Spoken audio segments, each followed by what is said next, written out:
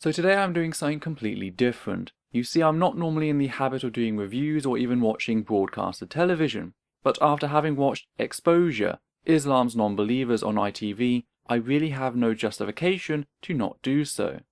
For those who don't perhaps know me, I'm an LGBT+ secular humanist feminist who regularly takes to town British Dawah groups, having made over 100 videos on the topic to date. And if you're in that area discussing the relevant topics, you will ultimately come into contact with ex-Muslims online, and I have been lucky in knowing many such wonderful and kind people. What you will also ultimately come across are stories of hardship, of abuse and cruelty visited by Islamists upon these very people, simply because of some perceived inconvenience in the existence of someone who was once a believer but no longer is. Sadly, over time you can become used to hearing about it in these sorts of environments. You just sort of start switching off to the desperate struggles of innocent people being tortured globally. That is until you move away from the anonymity of the internet and news stories to hear them, as people, give their stories themselves, a first-person account, the tremble in their voices, the welling of tears in their eyes. All of it.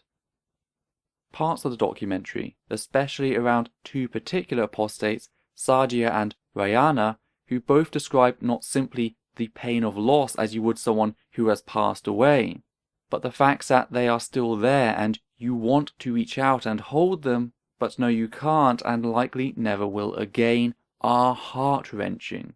These stories had me in tears, which just left me emotionally raw to everything thereafter.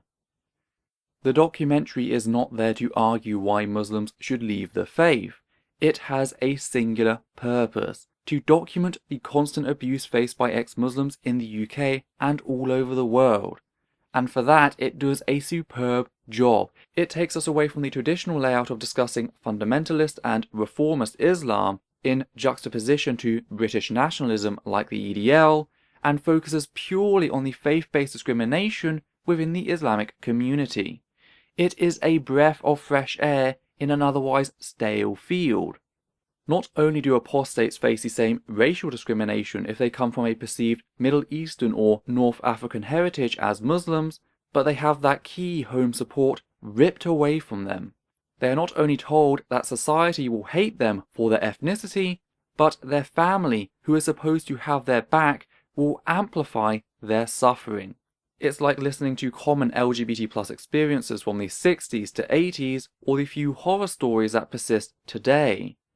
As a white Dutch-British bastard, I may not understand the pain racism causes beyond what I've observed and feel through my partner, but as someone who spent years supporting LGBT+ individuals, I have witnessed the suffering ostracization causes, and so my heart cried out for all of those involved. But I also found my sorrow turning to anger at the pure apathetic smugness of Omar El Hadoun from the Muslim Association of Britain, the primary defendant of what occurs in the documentary, as it is infuriating. He doesn't condone the violence, but has an "oh well, what did you expect" attitude about ex-Muslims who are cut off from the rest of their family, displaying complete ignorance to how other religious groups in Britain do not house the same stigma for ex-believers, certainly not to the same level. Perhaps unsurprisingly, since the show aired on television, its participants have come under renewed harassment.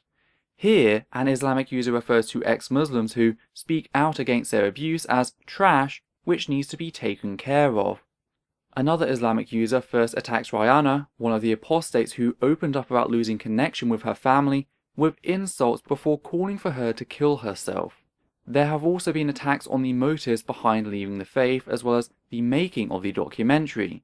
I found one user claiming that most of those involved were homosexual, as well as the claim that this attack is simply the next orchestrated by the so-called religious atheism. Meanwhile, a hastily written blog lies about the point of the documentary entirely, claiming that it was designed to show the reasons for leaving Islam, as opposed to documenting the verbal and physical abuse of those who do so. The reasons for leaving Islam were not discussed as any substantial topic throughout the documentary.